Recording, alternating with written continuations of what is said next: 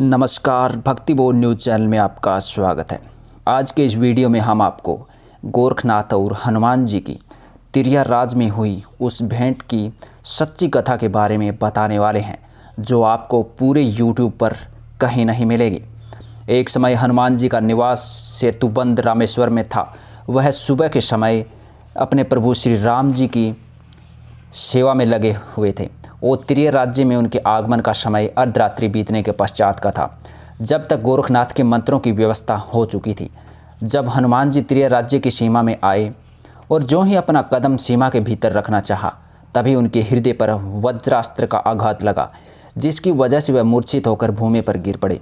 उसके पश्चात चपरास्त्र ने अपना प्रभाव दिखाया, जिसे वह भूमि के आकर्षण में बंध गए और उनकी सभी गतिविधियां शांत हो गई। फिर मोहनास्त्र की बारी आई, उससे वह सम्मोहित हो गए और किसी भी क्रियाकलाप का विरोध न कर पाए। ऐसी स्थिति में नागास्त्र ने उन्हें बांध लिया और तिरिया राज्य की सीमा से दूर फेंक दिया। काफ़ी समय बाद जब उनकी चेतना लौटी तो उनकी समझ में नहीं आया कि यह सब किस प्रकार हो गया। हार कर उन्होंने अपने स्वामी श्री राम को याद किया। हनुमान जी के याद करते ही प्रभु श्री राम तुरंत आ गए और हनुमान जी की अजीब अवस्था देखकर बोले, पवनसुत क्या बात है? हनुमान जी ने अपने ऊपर आए हुए संकट का निवारण सुनाया और बोले, प्रभु आपके अजय दास की दुर्दशा का क्या कारण है? जब श्री राम प्रभु ने ध्यानपूर्वक देखा तो हनुमान जी की दुर्दशा का कारण समझते देर न लगी। उन्होंने तुरंत ही गरुड़ास्त्र, इंद्रास्त्र, तिमकास्त्र, ज्ञानास्त्र के प्रयोग से हनुमान जी के बंधन को खोले और विपत्ति से मुक्त किया। विपत्ति से छुटकारा मिल गया, परंतु उन्होंने अपने को बड़ा अपमानित महसूस किया और श्री राम जी से बोले, प्रभु मेरी ऐसी दुर्दशा करने वाला कौन है? क्या कोई दानव है या मनुष्य में कोई ऐसा बलवान देखने में नहीं आता? भगवान राम बोले, प्रिय पवनसुत, कोई दानव मानव इस प्रकार को अपमानित करने का सामर्थ्य नहीं रखता। देवताओं और मनुष्यों में भी आपके समान कोई बलशाली नहीं है। ऐसे साहस का एक ही मनुष्य इस धरती पर है। हनुमान जी बोले, प्रभु जल्दी बताओ, मैं उस दुष्ट को उसकी करतूतों की सज़ा देना चाहता हूँ। प्रभु मुस्कुराकर बोले, हनुमान जी शांत हो जाओ। जो भी कार्य किया जाए विचार पूर्वक करना चाहिए। बिना विचारे जो करे सो पाछे पछताए। कार बिगाड़े अपना जग में होत हंसाए। विरोधी का बल आजमाए बगैर उलझना नादानी है। हनुमान जी बोले, प्रभु जब तक पता न चले बल की जांच किस प्रकार हो सकती है? प्रभु राम बोले, पवनसुत इस धरती पर इस समय नाथ संप्रदाय के योगी जन ही ऐसे कार्य करने का सामर्थ्य रखते हैं। योगी मच्छिंद्रनाथ की प्रदत्त भस्मी द्वारा भगवान श्रीहरि ने अवतार लिया है। हनुमान जी बोले, प्रभु मच्छिंद्रनाथ का चेला गोरखनाथ इतना शक्तिशाली हो गया है, जिसका गुरु तिरिया राज्य के भोग विलास की दलदल में इतना लिप्त है। श्री राम बोले, पवन पुत्र आश्चर्य क्यों करते हो? तपस्वी को सब सामर्थ्य हैं, उससे भिड़ना आसान मत समझो। हनुमान जी बोले, प्रभु बहुत तेरे साधन संपन्न उपासक हरिभक्त तपस्वी के आगे यह सभी सामर्थ्यहीन है। क्या तपस्वी का दर्जा सबसे ऊंचा है? प्रभु राम बोले, पवन पुत्र बात कुछ ऐसी है, परंतु गोरखनाथ का अभिप्राय तुम्हारा अपमान करने का नहीं है। वह तो इस तिरिया राज्य की कीचड़ से अपने गुरु का उद्धार करना चाहते हैं। इसीलिए आपको अपना चमत्कार दिखाकर सूचित किया है कि आप उसके कार्य में बाधा न बने। प्रभु राम की बात सुनकर हनुमान जी बोले, मच्छिंद्रनाथ तो मेरी आज्ञा से ही इस तिरिया राज्य में रह रहा है। मैंने ही मेनाकिनी रानी को उसकी सेवा करने का निर्देश दिया है। प्रभु अगर गोरखनाथ तिरिया राज्य से अपने गुरु को निकालने में सफल हो गया तो कठिन समस्या उत्पन्न हो जाएगी। श्री राम बोले, उपाय भी तो कुछ नज़र नहीं आता। वह तो अपने गुरु को निकालने के लिए ही यहाँ आए हैं। हनुमान जी बोले, प्रभु आप उन्हें समझा तो सकते हैं, शायद आपकी बात वह मान जाए। कृपया आप मेरे साथ चलकर उन्हें समझाकर तो देखें। अगर वह मान गए तो मेरी बात खराब नहीं होगी। प्रभु राम ने अपने भक्त की लाज रखने के लिए बात मान ली और दोनों ने ब्राह्मण वेश बनाकर चिन्नापाटन की तरफ प्रस्थान किया, जहां कालिंगा सुंदरी अपनी सखियों के साथ गहरी निद्रा का आनंद ले रही थी। आज रात आधी से अधिक बीत चुकी थी। जल जीवों के शब्द साफ सुनाई दे रहे थे। तभी गोरखनाथ ने दो ब्राह्मणों को अपने निकट आते देखा। गोरखनाथ को बड़ा आश्चर्य हुआ। एक तो रात का समय, दूसरे उनके शस्त्रों की व्यवस्था, तीसरे राज्य में पुरुष प्रवेश निषेध।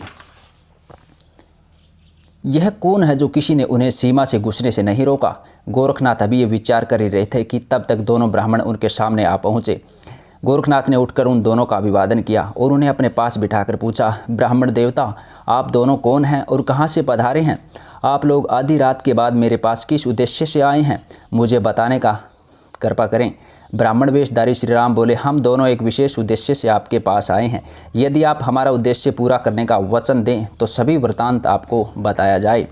गोरखनाथ सोचने लगे कि इन ब्राह्मणों का रहस्य जाने बिना वचन देने से लाभ हो तो कुछ होना नहीं, हानि अवश्य हो सकती है। यह सोचकर गोरखनाथ बोले, हे विप्रदेव, बिना परिचय प्राप्त किए वचन भरने की नीति मेरी समझ में नहीं आती, इसलिए पहले आप अपना परिचय दें। दोनों महापुरुषों को प्रणाम करके उनके चरण छुए। प्रभु राम बोले, अब तो परिचय मिल जाएगा, वचन देने में कोई हानि नहीं होगी। गोरखनाथ बोले, वचन देने से पहले आपकी आज्ञा का विषय भी जानना चाहता हूँ। प्रभु श्री राम बोले, बैठो, सब बताए देते हैं। पवन पुत्र हनुमान, योगीराज को अपना उद्देश्य बताओ। हनुमान जी बोले, योगीराज, मुझे पता चला है कि मच्छिंद्रनाथ आपके गुरु हैं।